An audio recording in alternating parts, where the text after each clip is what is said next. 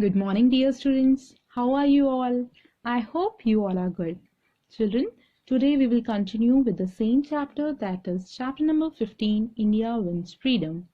In today's class, we will study about the major events which took place before the India got freedom. So let us start with the non-cooperation movement. On 5th September in the year 1920, Gandhiji launched the non-cooperation movement. Okay, and Gandhiji asked the people to disobey the British and their laws peacefully. Many students stopped attending the schools and colleges, and people began refusing to work for the British. And many Indians resigned from the government post during this movement, and Indian lawyers, they begin boycotting the courts. Now here, boycott means if a country, group or person boycotts something, it means they refuse to be involved with it in any way because they disapprove it. Okay, so the Indian lawyers, they begin boycotting the courts. It was a peaceful protest. Now here, protest means to express an objection to what someone has said or done. Okay, so it was a peaceful protest that Gandhiji had desired. But children, however, he had to withdraw the movement in 1922. Do you know why? Because during that movement, some people set fire to a police station in Chauri Chaura in Uttar Pradesh, and in that incident 22 policemen were killed.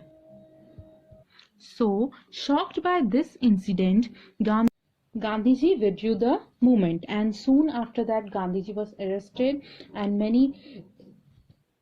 he was sent to jail. And children, during this movement, many leaders had joined Gandhiji, and among them were Jawaharlal Nehru, Rajendra Prasad, Motilal Nehru, Maulana Azad, Chittaranjan Das, and C. Rajagopalachari. So children, this was all about the non-cooperation movement. Now let us study about the Simon Commission.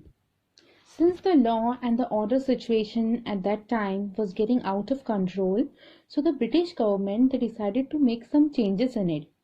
And so it appointed Simon Commission in 1927. So children, basically Simon Commission is a group which was appointed by the British conservative government to report on the working of the Indian Constitution established by the Government of India Act of 1919.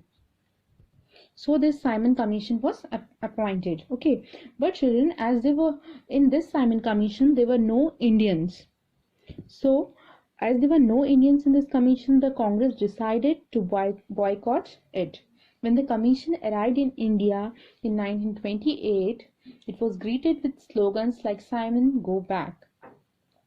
And a new group of revolutionaries such as Bhagat Singh, Rajguru, Sukhdev, Chandrasekhar Azad, and B.K. Dutt became active during this time. And this commission was boycotted by the Indian National Congress and most other Indian political parties. Now we will talk about the civil disobedience movement. Civil disobedience movement was started in December 1929. The Congress demanded Purna Swaraj. Purna Swaraj means complete independence. So this movement was started in order to get Purna Swaraj, complete independence from the British government in 1930. The civil disobedience movement in 1930, the civil disobedience movement began under the leadership of Gandhiji. His march to Dandi, a village in coastal Gujarat, came to be known as Dandi March. Gandhiji made salt there and broke the salt law, by which Indians were prohibited to make or sell salt. Previously, Indians were not allowed to make or sell salt, but Gandhiji, he made the salt there and he broke this salt law. Okay, So it was proved as a huge success. Soon many such marches were organized all over the country, and the British responded by arresting the leaders and hundreds of people who came forward in this movement. But eventually they were forced to introduce some reforms in the government in 1937, and elections were held in the provinces in India. Provinces means the administrative divisions of India. Okay, and the Congress won in most of the provinces and was allowed to take part in the government. However, the real power still remained with the British. So children, the Congress won in some of the provinces, but still the real power, we didn't got the real power. The real power was still with the British at that time. So this was all about the civil disobedience movement. Now we will talk about the Quit India movement. In the year 1942, Gandhiji launched the Quit India movement, demanding complete freedom for India. He asked the people to do or die, means karo ya maro, in their attempt to throw the British out of the country. So children, at that time many leaders were jailed, those who came forward in this movement.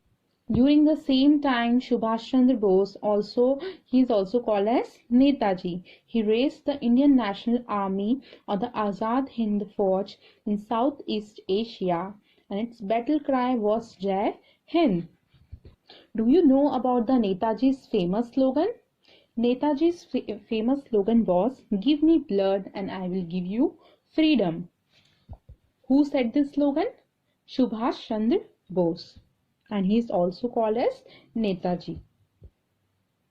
So children, after all these movements, the Second World War, it was ended in the year 1945, and after the war, the British government, they agreed to leave the India. And however, Muslim leaders demanded a separate Muslim state of Pakistan, and the British agreed to their demands, and they decided to divide the country into two. Okay, India and Pakistan. Finally, India got its freedom on 15th of August in the year 1947. Jawaharlal Nehru became the first Prime Minister of Free India and Dr. Rajendra Prasad the first president. At that time, India wins the freedom. I hope that this topic is clear to you all. Thank you.